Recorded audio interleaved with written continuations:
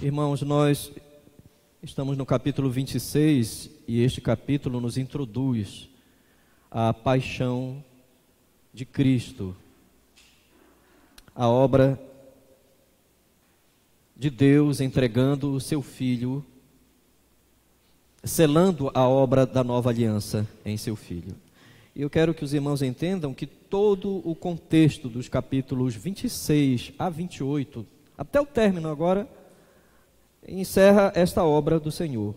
Estão todos esses capítulos dirigidos ao sofrimento, à morte e à ressurreição, e o significado desta obra na proclamação do Evangelho da Graça.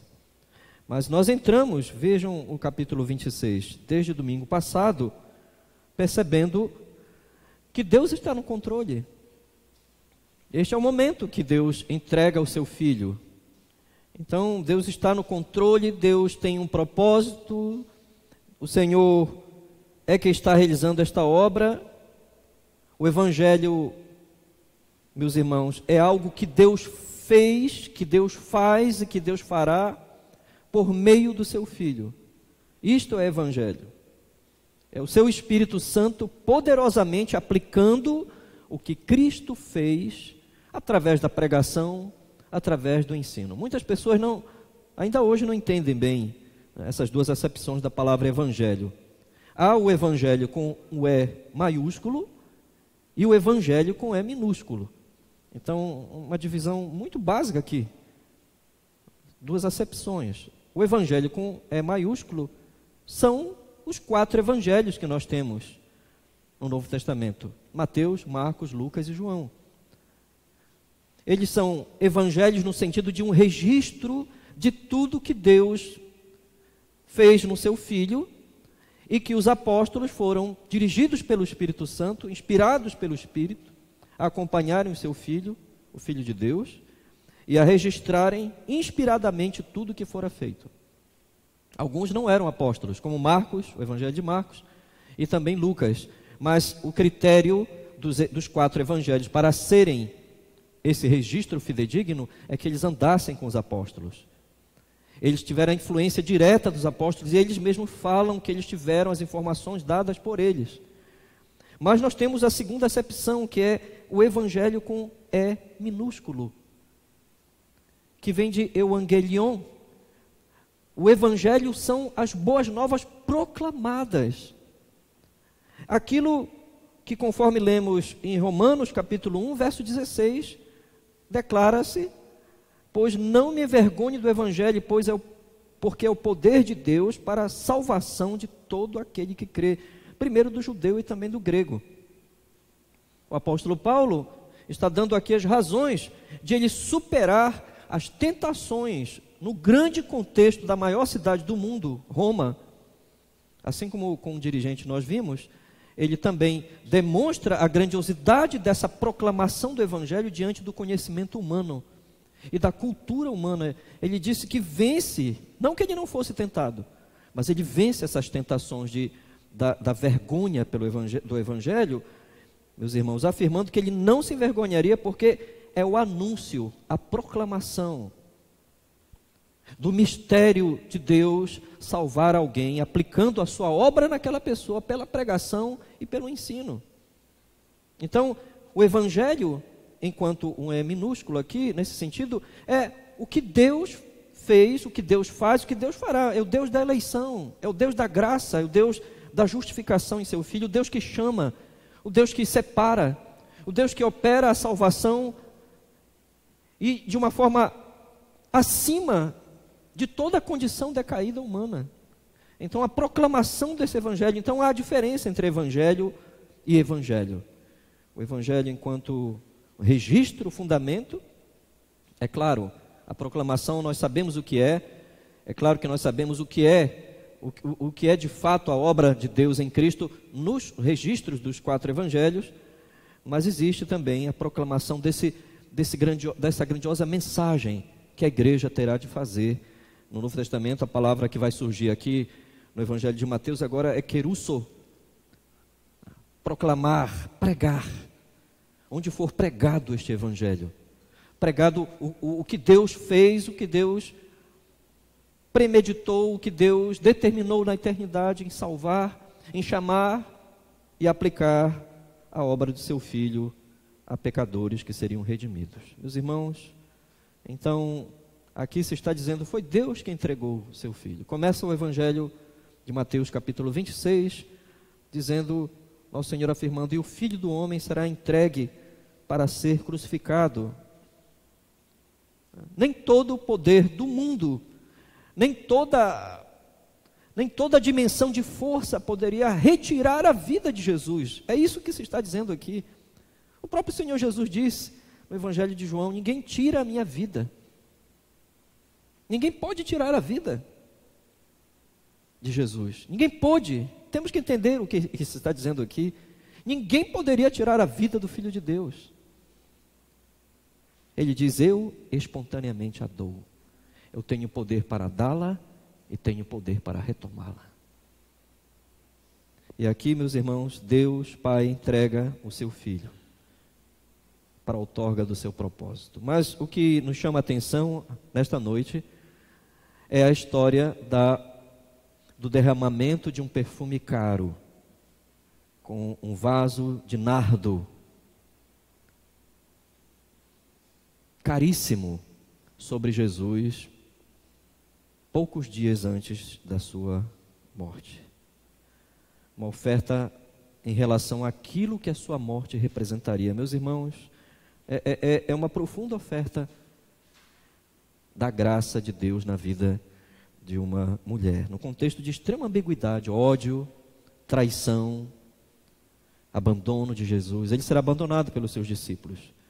E nós temos que analisar hoje esse texto. Uma oferta especial estava ligada ao sacrifício de Jesus Cristo na cruz. Eu quero entender isto, meus irmãos, aqui, dentro do texto com os irmãos. Vamos imediatamente para o versículo 6. Porque nós não podemos entender tal passagem sem o seu contexto mais geral.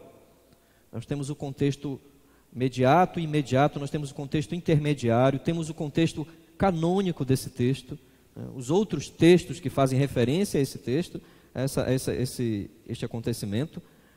E o que nós temos que começar a aprender aqui é que essa passagem, este ato, aliás, está dentro de um contexto muito específico. Tão específico que os evangelhos de Mateus e de Marcos, quando registram esse ato da mulher derramando perfume sobre Jesus, eles retiram do seu próprio contexto originário. Se os irmãos querem entender o seu contexto originário, cronológico, vamos dizer assim, é João capítulo 12, versos de 1 a 8. É ali que está a história da mulher que ofereceu um presente muito caro para Jesus, e muitos não entenderam disto. Em João capítulo 12, versos de 1 a 8, mas há mais um registro, e nós não devemos confundir o registro de Mateus capítulo 26, Marcos capítulo 14, e nem João capítulo 12, com o que aconteceu em Lucas capítulo 7, verso 36 a 50, o caso de uma outra mulher, que não tem nada a ver com essa história. Lucas capítulo 7, versos 36 a 50, é a história de uma mulher em um outro contexto, em um outro momento, que faz algo semelhante. Mas quando o Evangelho de João foi escrito, talvez os irmãos perguntem, mas como que João vai escrever algo detalhado, e aqui os autores de Marcos e Mateus não se preocupam em detalhar, até dizer o nome da mulher? Porque é exatamente essa a intenção de Marcos e Mateus. Quando João escreve o Evangelho, escreve várias décadas depois deste evento ter sido pronunciado e pregado pela igreja. Décadas depois, João, o apóstolo, já próximo ao fim da sua vida, faz o registro detalhado de quem era esta mulher, onde aconteceu e quando aconteceu. Então, meus irmãos, Mateus e Marcos já eram evangelhos lidos, conhecidos. E nós lemos a história identificada desta mulher por João como sendo Maria, a irmã de Marta e a irmã de Lázaro, a quem nosso Senhor ressuscitou em João capítulo 11. João declara que isto aconteceu 6 dias antes da Páscoa, 6 dias antes da quinta-feira pascal, quinta e sexta-feira, período de sacrifício do Cordeiro, na quinta-feira. Mas Mateus e Marcos não dizem, prestem atenção em Marcos capítulo 14 e Mateus capítulo 26, eles não dizem isto. Eles simplesmente inserem o que aconteceu 6 dias antes, eles estavam presentes, e eles colocam intencionalmente no seu evangelho ali, meus irmãos. É de crucial importância que entendamos por que o Espírito Santo levou e conduziu esses homens a fazerem assim. Vejam, por que Marcos e Mateus pegam algo que aconteceu 6 dias antes e colocam 2 dias antes, não dizendo que ocorreu naquele momento, mas no contexto dos 2 dias antes da crucificação de Jesus? Eles atrasam intencionalmente e colocam num contexto de terrível traição, ódio, perseguição, o contexto em que o Filho de Deus está sendo entregue. Mateus e Marcos contrastam aqui intencionalmente com o que vai acontecer com a ação de Judas. Vejam aí os versos 14 e 16 de Mateus 26, e também acontece no Evangelho de Marcos.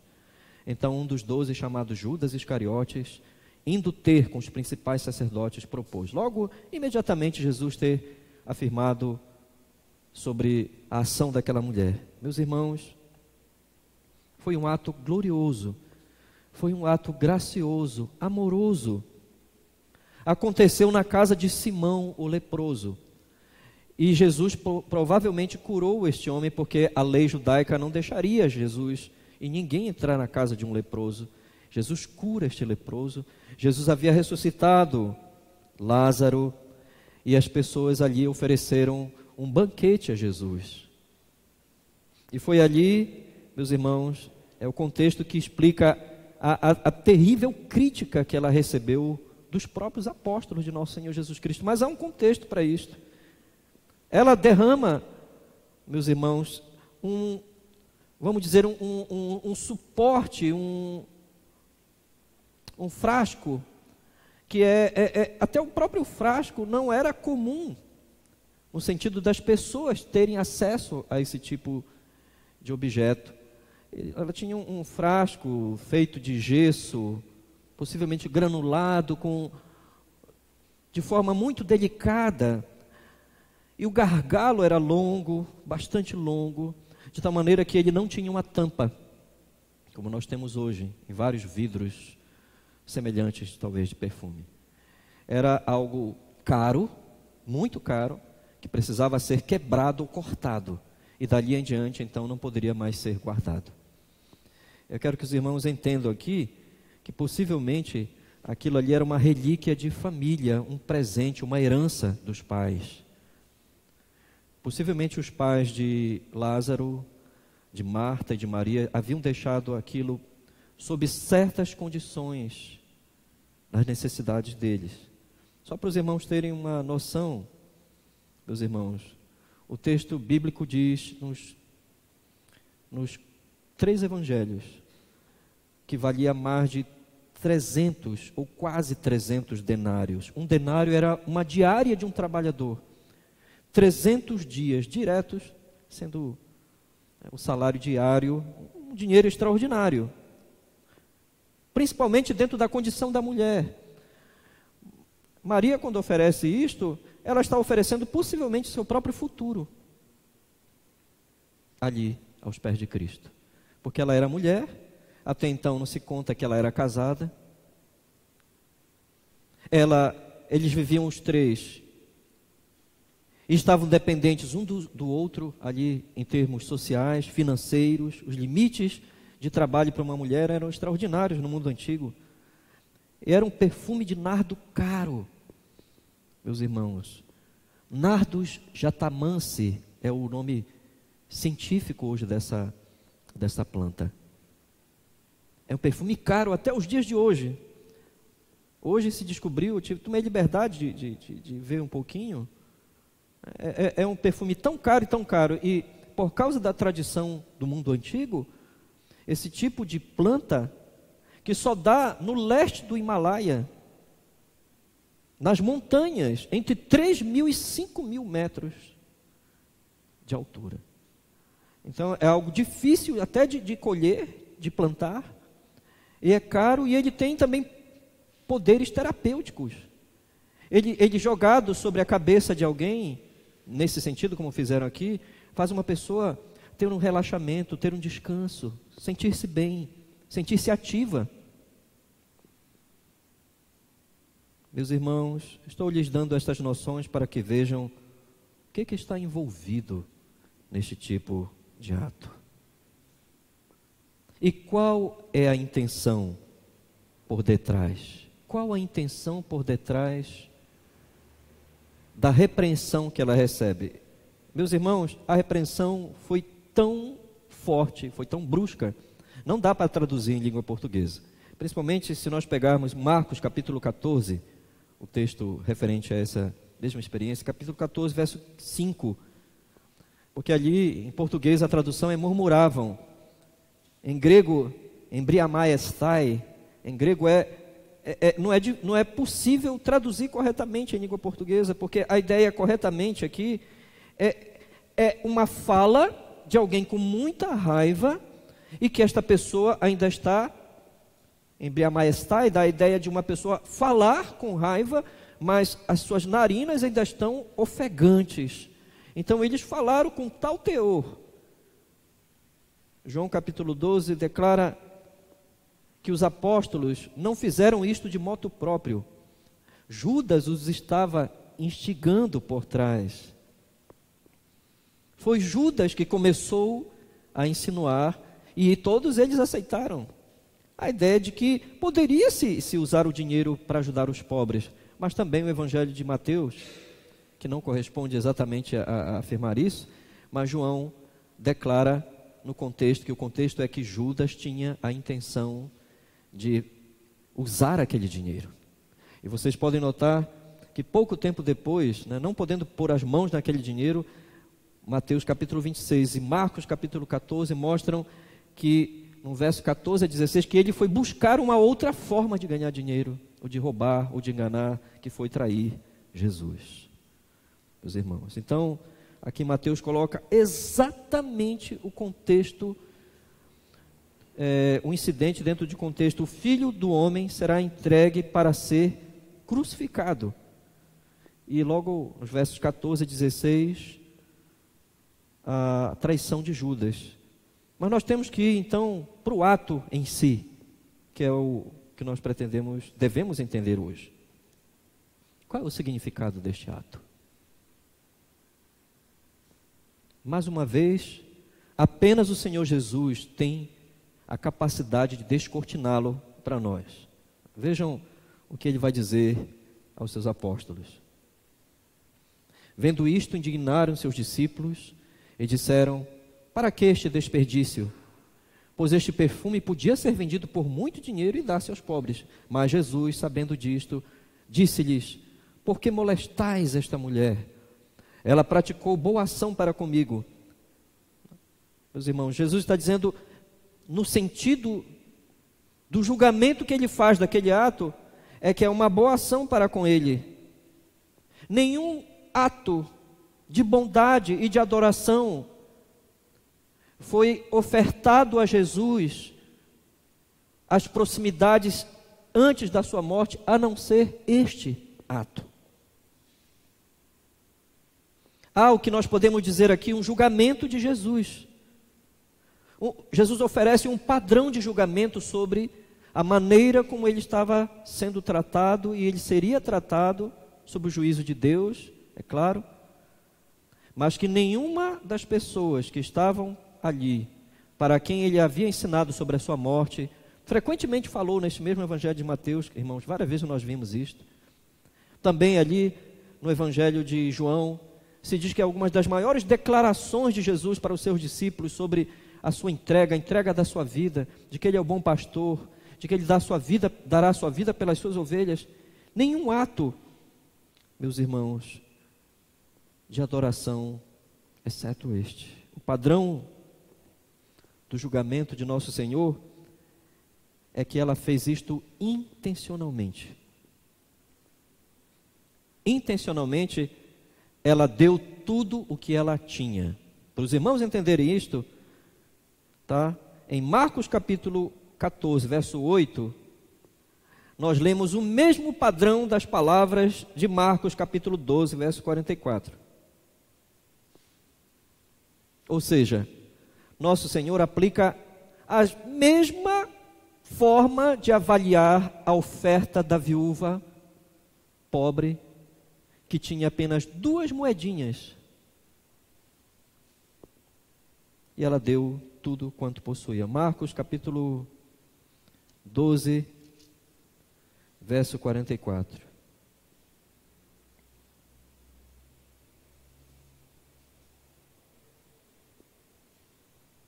Verso 42, vindo, porém, uma viúva pobre depositou 2 pequenas moedas correspondentes a um quadrante. Em Marcos capítulo 12, verso 44, nós lemos, porque todos eles ofertaram do que lhes sobrava. Ela, porém, da sua pobreza, deu tudo quanto possuía, todo o seu sustento. É o mesmo padrão da expressão de Marcos 14, 8. Ela fez o que pôde. É a mesma expressão em grego. Ela deu tudo. Ela deu tudo, ela fez o que pôde, ela entregou tudo. Ela fez um ato de adoração, tendo Jesus e a sua obra como a primazia. Frente a qualquer das suas necessidades, qualquer que tenha sido a sua condição, este ato aqui, meus irmãos, de adorar, tinha a primazia. E nós não devemos entender o texto aqui, de Jesus estar rejeitando, por exemplo, entender errado o texto, de que nosso Senhor estaria rejeitando a ajuda aos pobres. Não é isso que o texto está declarando aqui, meus irmãos. Aqui se está dizendo que a verdadeira oportunidade naquele momento, nosso Senhor diz, é adorá-lo. Oportunidade única, enquanto Ele está indo para a cruz. A verdadeira emergência é adorá-lo, e ninguém percebeu isto. Não era desperdício, era oportunidade de adoração. Quando Cristo é tudo para nós, nada é desperdício. Quando nós vemos na obra de Cristo o que Ele fez por nós, a obra dele por nós, nada é desperdício, é adoração. Pecadores destituídos de tudo por causa da queda, nós não temos nada para dar a Jesus. Nós somos devedores, dívidas de amor, nada é desperdício. E não obstante os motivos errados de Judas, que influencia o contexto, e os apóstolos começam a fazer como ele fez, meus irmãos, não obstante isto, as duas coisas, ajudar os pobres e adorar a Cristo, não estão em contradição. A grande questão é que elas não estão no mesmo patamar. Nós não podemos colocar as duas coisas no mesmo nível, no mesmo grau de importância. O que eles chamavam de desperdício, nosso Senhor Jesus chamou de boa ação. Então, um outro destaque que nós temos que entender aqui no texto, como eu disse que Marcos é o primeiro dos evangelhos, pela análise textual, e Mateus vem depois de Marcos, meus irmãos, mas o mais impressionante é o fato de que os dois não dizem o nome da mulher. O anonimato aqui é intencional também. Ambos sabiam quem era a mulher, mas por quê? Porque, meus irmãos, o anonimato da mulher força a contemplar o ato e a natureza do discipulado. A identidade dela, nos primeiros anos da igreja, não era o essencial. Força a olharmos para o ato em si de alguém que segue a Cristo, até percebendo algo da cruz. E por causa disto temos que então voltarmos para o ato em si. O que é este ato? O que de fato ela realmente fez? Primariamente nós temos que entender o que esta unção não significa. Meus irmãos, primeiro que não é unção. Primeira coisa que não é unção. Eu digo isto porque nem a palavra, nem a raiz do verbo grego krinen, não está aqui, que dá origem a Christos, Cristo ungido. Nem isto. Eu quero dizer para os irmãos que a teologia liberal, mais especificamente a teologia liberal de cunho feminista em nossos dias, e muitos estão acreditando que mulheres podem ser pastoras, e que mulheres podem assumir a liderança de igrejas. Uma das referências bíblicas de que as mulheres deveriam ter proeminência é a interpretação errada desse texto. O feminismo teológico de cunho liberal ensina que aqui nós temos uma unção messiânica, de que esta foi a única pessoa que ungiu Jesus como Messias. Mas essa interpretação está completamente fora. A linha feminista liberal da teologia diz que a primeira e única pessoa que ungiu Jesus foi uma mulher. Isto não procede. Não há nada que indique no texto. O que ungia alguém era o óleo. No Novo Testamento, quem ungiu Jesus foi o Espírito Santo. Nem precisou do símbolo do óleo. Foi o Espírito Santo que unge Jesus no seu batismo. E a voz do Pai diz que Ele é o seu Filho amado. E meus irmãos, também nós não temos aqui óleo, temos perfume. E outra coisa também, não há uma palavra para ungir especificamente. Nós temos boa ação e temos o verbo derramar, que em grego é balusa. Não tem nada a ver, meus irmãos, com o verbo chrien, em grego, que é o ato em si de praticar uma unção. Então, uma vez que já sabemos o que não é, temos que ir para o que é. O que é de fato? Qual então o verdadeiro significado teológico daquele ato? O seu ato apontava para o mistério da morte de nosso Senhor. Isto não quer dizer que ela soubesse tudo e que ela tivesse o conhecimento que nós temos hoje, não. Mas significa que, propriamente, que Maria foi uma das únicas pessoas a perceber, a ter meditado, a ter refletido sobre as palavras e o ensino de Jesus, quando, por exemplo, ela se assentava para ouvir o seu ensino. No Evangelho de Lucas, ela se assenta, enquanto a sua irmã Marta diz para ela: por que ela não vem me ajudar? Jesus diz: ela escolheu a melhor parte. Ela foi a única pessoa que percebe que Jesus está caminhando para a morte. E nosso Senhor conduziu o seu significado e tomou este ato para isto. Ao reconhecer o Evangelho na morte de Cristo, ela expressa a sua fé na devoção, uma adoração muito cara aos olhos humanos. A graça de Cristo é tão real para ela, o que ela consegue compreender à luz do ensino de Cristo, ela intencionalmente oferece tudo o que ela tinha de melhor. Os irmãos podem ler passagens. Jesus indica que este bem fora feito e que antecipava o seu sacrifício na cruz. Mas os irmãos têm que entender.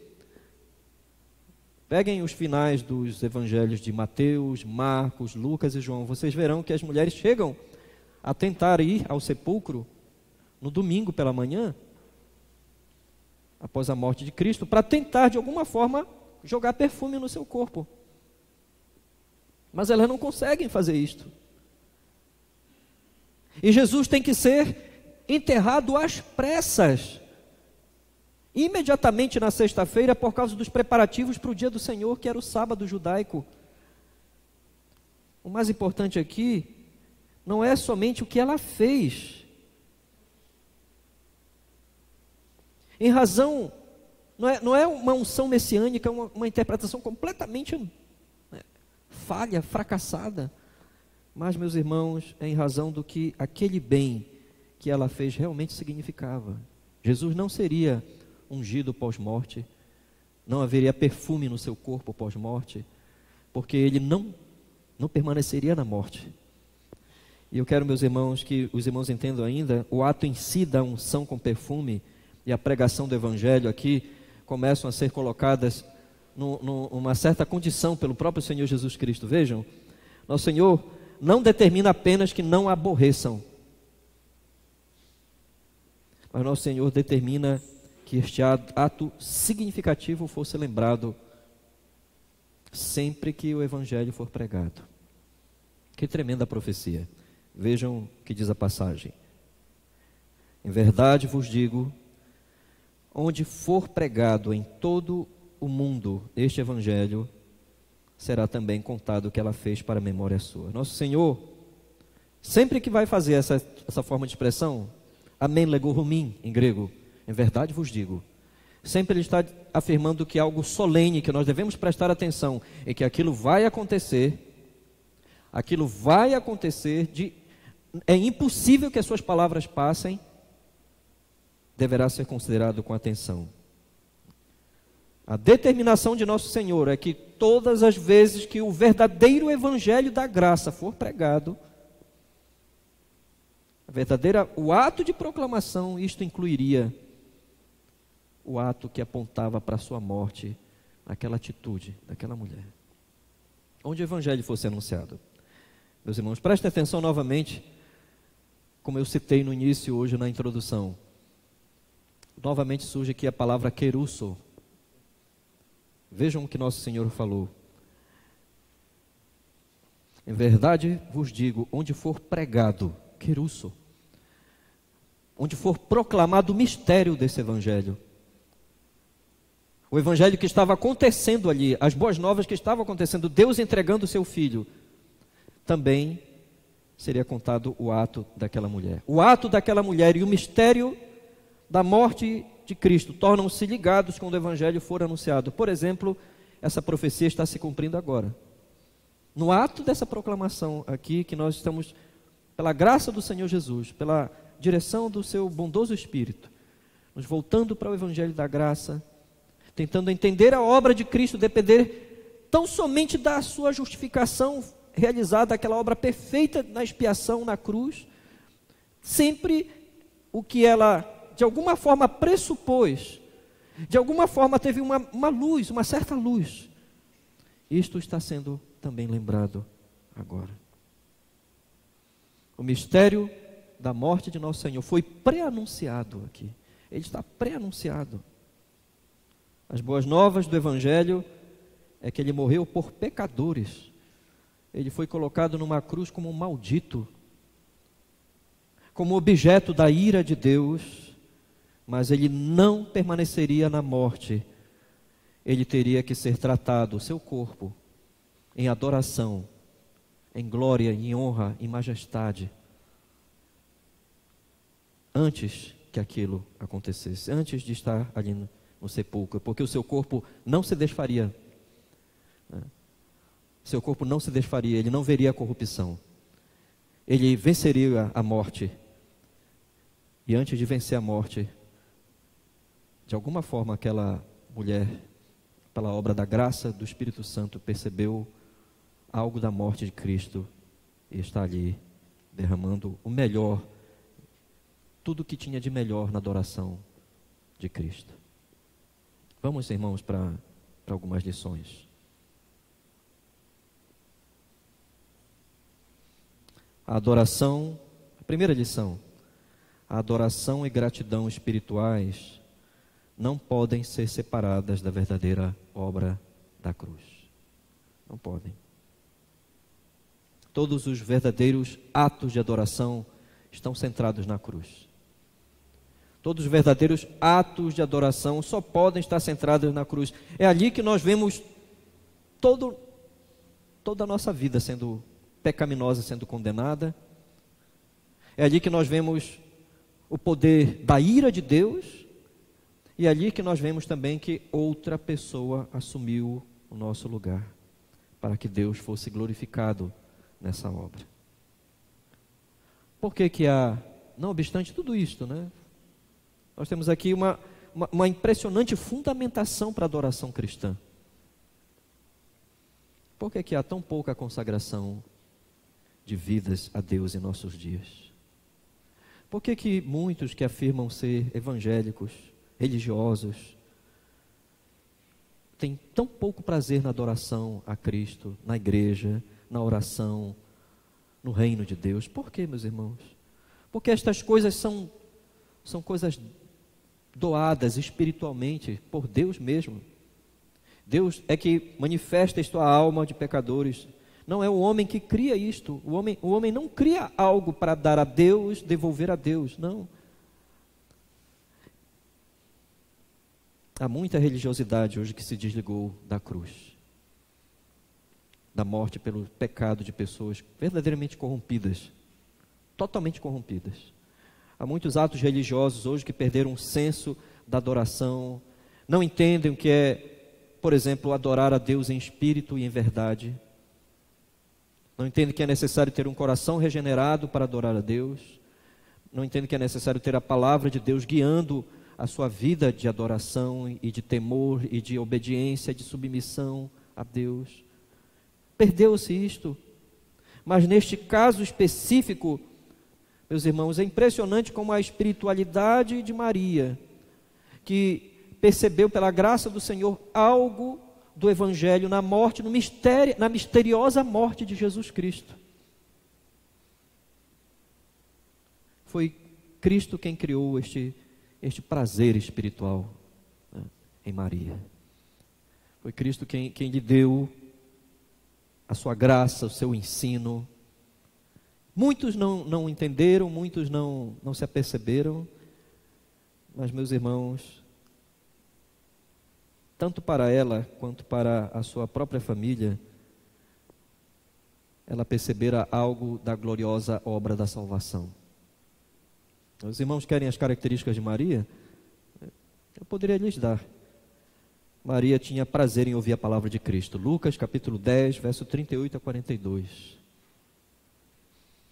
Ela era capaz de parar qualquer coisa que ela estivesse fazendo. Por mais que ocupada que estivesse em casa, nos afazeres domésticos, Lucas 10, 38 a 42. Os irmãos têm ali.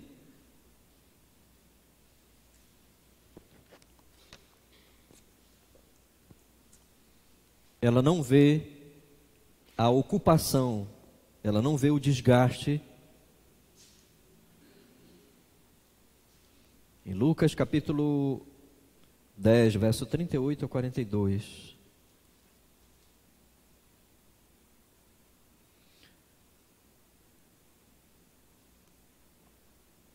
Nosso Senhor, então, junto com os discípulos, indo eles de caminho, entrou Jesus num povoado, e certa mulher chamada Maria hospedou-o na sua casa. Tinha ela uma irmã chamada Marta, hospedou em sua casa. Tinha ela uma irmã chamada Maria, e esta quedava-se assentada aos pés do Senhor, a ouvir-lhe os ensinamentos. Marta agitava-se de um lado para o outro, ocupada em muitos serviços. Então, se aproximou de Jesus e disse: Senhor, não te importas de que minha irmã tenha deixado que eu fique a servir sozinha? Ordena-lhe, pois, que venha ajudar-me. Respondeu-lhe o Senhor: Marta, Marta, andas inquieta e te preocupas com tantas coisas. Entretanto, pouco é necessário, ou mesmo uma só coisa. Maria, pois, escolheu a boa parte, e esta não lhe será tirada. Maria sempre escolhia a palavra, parar para ouvir Jesus. João capítulo 11, verso 28 a 32. Em suas angústias, ela sempre se lançava aos pés de Cristo. Em João capítulo 11, verso 28 a 32. Se os irmãos veem aqui, ela adora Jesus com um presente caríssimo. Toda a herança sentimental, material da sua própria família. Não é possível desligar a espiritualidade, né, a dependência da obra da cruz em Maria, do que ela oferta ao Senhor. E foi Cristo quem mostrou isso a ela, meus irmãos. Quando é o Espírito de Deus que opera em nossa salvação, aplicando a obra de Cristo, nós vemos o que Ele fez por nós, meus irmãos. Ele é adorado por causa do seu infinito amor. Nós vivemos sob dívidas eternas de gratidão, de adoração. Isso nos leva imediatamente à segunda lição. Às vezes, as obras especiais de piedade e devoção devem tomar o lugar de obras de caridade comuns. Às vezes, as obras de piedade e devoção devem tomar o lugar de obras de caridade comuns. Há problemas teológicos aqui que nós devemos considerar, irmãos, com este texto. Ele demonstra hoje, ligados à ideia de servir a Cristo na religião. Elementos secundários hoje na religião estão assumindo o lugar primário de Cristo ser adorado, de Cristo ser exaltado, do Senhor ser amado. O Evangelho tem perdido o seu centro. Há muita ênfase, hoje, uma ênfase apenas social na igreja, em muitos movimentos. Não é que seja em si mesmo isto ruim, mas se torna ruim quando isto assume o lugar de Cristo, assume o lugar do Evangelho, da pregação do ensino, da proclamação do mistério do Evangelho. Há muito a ser percebido ainda do que Cristo fez. Há muito a ser meditado. Meus irmãos, ainda há muito na cruz a ser compreendido. Paulo chegou a dizer que a pregação da cruz era loucura. É loucura para um mundo que não entende, mas para nós é o poder de Deus. O Evangelho é o poder de Deus. A cruz é uma loucura para os que se perdem. Mas jamais deveria ser para a igreja. Há um mistério relacionado com o meu estado eterno. Por que eu não estou ali? Por que eu não fui destruído pelos meus pecados? Porque Deus determinou que o seu filho fosse destruído por mim. Há um lugar seguro, corretamente, para a bondade em relação aos pobres. Nós devemos nos preocupar com os pobres. Devemos ter um lugar para as questões mais duras, sociais, difíceis. Temos sim, isso é correto. Deus, nas Escrituras, é um Deus que cuida dos pobres. Nos Salmos dizem que Deus é um Deus que está atento para o caso das viúvas, para o caso dos órfãos e dos enjeitados. É verdade isto, porém, em nenhum momento nas Escrituras algo deve tomar o lugar da adoração. Em nenhum momento algo deve tomar o lugar da adoração genuína.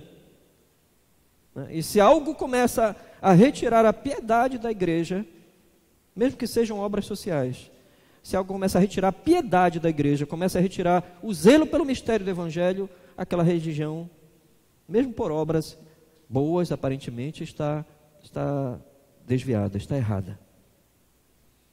Nós temos dificuldade de entender esse texto.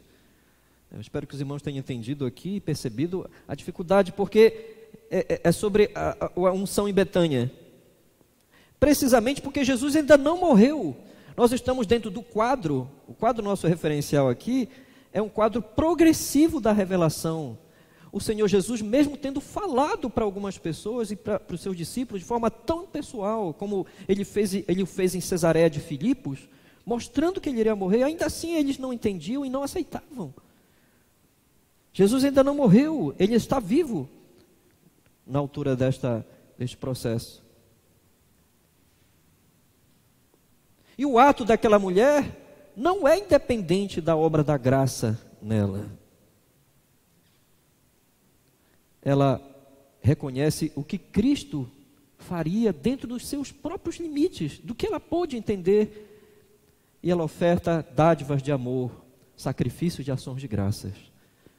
Meus irmãos, A dificuldade é que a revelação sobre Cristo nessa passagem é progressiva, e aquelas pessoas ainda não possuíam todo o conhecimento que nós temos hoje, a revelação completa da morte, da ressurreição, né, dos 40 dias que Cristo fica orientando os seus apóstolos, o dia de Pentecostes, a proclamação e as revelações nas epístolas, no Novo Testamento, a volta de Cristo, o livro de Apocalipse. Não, essas pessoas do Novo Testamento não têm. Maria também não tinha, mas o que é exatamente impressionante é isto.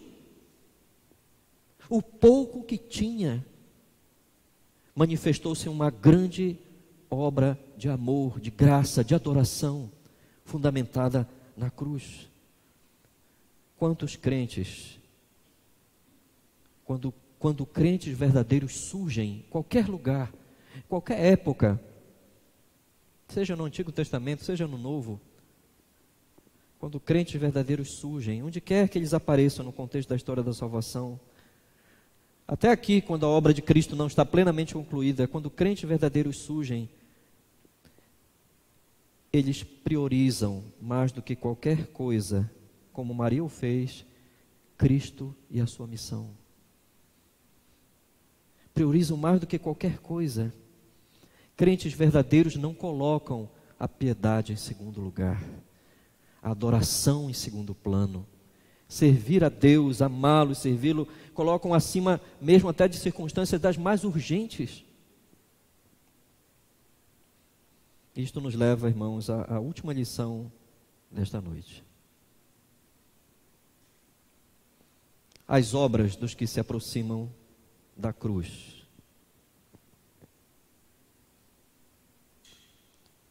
Não devem ser estimadas pelas opiniões humanas.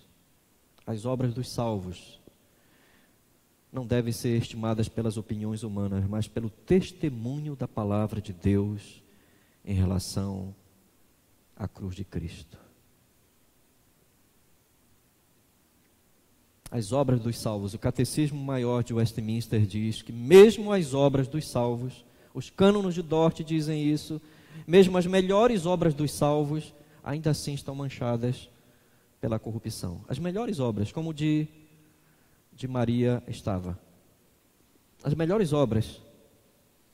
O que vai determinar então que aquilo ali seja de fato uma obra determinante para que Deus seja glorificado, meus irmãos? A palavra de Cristo. Vejam, é o que acontece no texto. A palavra de Cristo, o julgamento dele.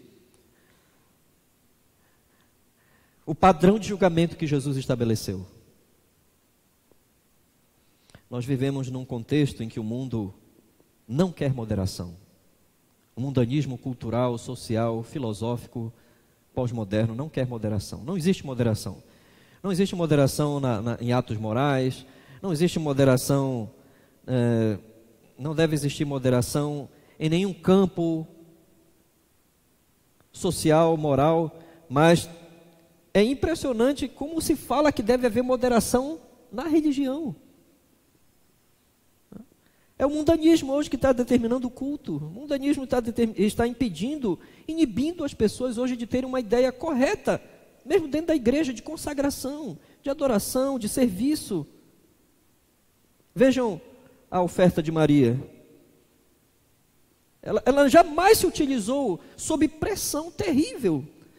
Como nós vimos a palavra usada pelo Evangelho de Marcos, embria maestai, eles ofegantes, com raiva, porque aquele dinheiro parecia ser um desperdício.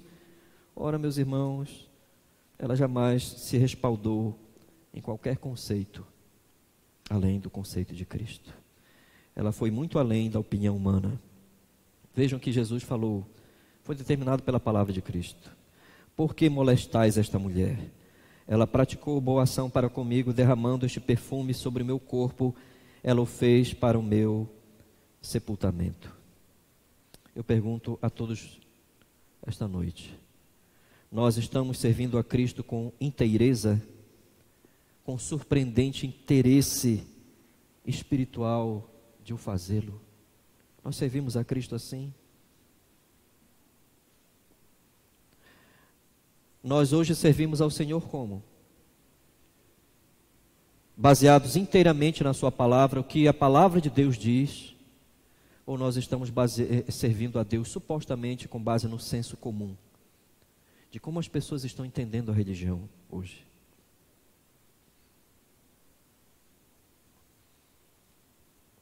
E é impressionante, como há pouco cheguei a comentar, é um sério problema em nossos dias.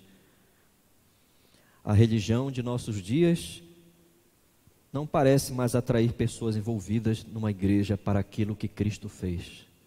A religião precisa ter outra coisa para atrair pessoas, para que elas façam algo, para que elas vivam algo, para que elas se unam a uma religião, para que elas vivam na religião, mas não o que Cristo de fato fez. Vamos ver aqui, irmãos, um texto extraordinário antes de nós fecharmos. Colossenses capítulo 3, verso 23 a 24.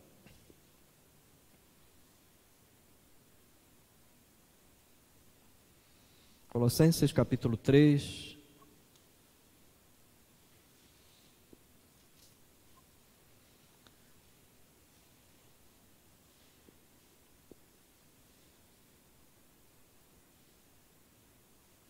Vejamos primeiro o verso 16. Depois vamos para os versos 23 e 24. Habite ricamente em vós a palavra de Cristo. Instruí-vos e aconselhai-vos mutuamente em toda sabedoria, louvando a Deus com salmos e hinos e cânticos espirituais, com gratidão em vosso coração. A gratidão, a adoração precisa atingir o coração. Precisa transformar o coração com o evangelho da graça de Cristo. Meus irmãos, versos 23 e 24, tudo quanto fizerdes, fazei-o de todo o coração, como para o Senhor e não para homens, cientes de que recebereis do Senhor a recompensa da herança, a Cristo o Senhor é que estáis servindo. Vejam, como é diferente uma verdadeira atitude de adoração espiritual, ela envolve o todo da pessoa. Coração aqui não é uma parte, não é um sentimento, não é uma coisa subjetiva, não é uma coisa parte da ação, não é uma coisa parte da mente e não é uma coisa parte da vontade. É como aquilo que nós vimos hoje sobre Noé, a condição de Noé que andava com Deus. Ele era um homem justo e íntegro. Toda a vida está sob o governo de Deus e para adoração e serviço a Deus. Aqui se está dizendo que não se deve chegar à igreja para adorar a Deus dos lábios para fora.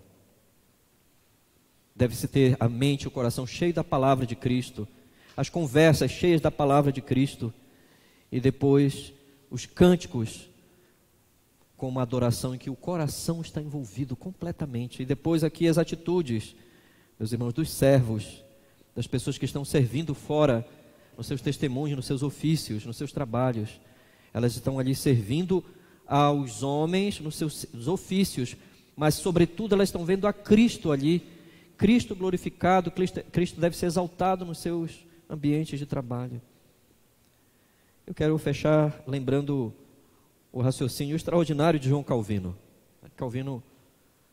Vamos fechar esta exposição com um comentário de Calvino sobre esta passagem de Mateus capítulo 26, versos 6 a 13. Calvino chegou a dizer sobre esse texto que, embora nosso Senhor não esteja mais fisicamente conosco, e nós não possamos fazer isto que esta mulher fez, derramando um perfume muito caro sobre a sua cabeça graciosa, sobre os seus pés sofridos. Embora nós não possamos dar um presente extremamente caro para Jesus fisicamente aqui, embora devamos dedicar tudo que somos e temos a Ele, mas Calvino diz, é mentira que nós não devemos cultuá-lo espiritualmente, que envolva intenções, atos intencionais de adoração, preparar nossa vida para servir ao Senhor, pois aquele perfume caríssimo, aquela oferta dentro dos limites daquela mulher, foi para Cristo, precioso, não por causa do odor, não por causa do perfume, mas foi precioso porque era uma referência à sua morte, ao seu sepultamento. Foi este perfume que ele queria que testemunhasse, o perfume de alguém que ofertou para o seu corpo, crendo que ele iria morrer. Meus irmãos, que Deus seja exaltado esta noite com a sua palavra, que o Senhor manifeste o poder do Evangelho gracioso, e que nós, ao olharmos para a cruz de Cristo agora, nós possamos humildemente ser quebrantados pela palavra do Senhor e entender que verdadeiros adoradores que adoram a Cristo em espírito e em verdade, o adoram com a totalidade da vida, e ainda assim há dívidas eternas de amor. Devemos adorá-lo em sua obra na cruz, sem medidas, com elevadas ofertas de amor e de piedade. Vamos louvar o Senhor. Louvemos ao Senhor.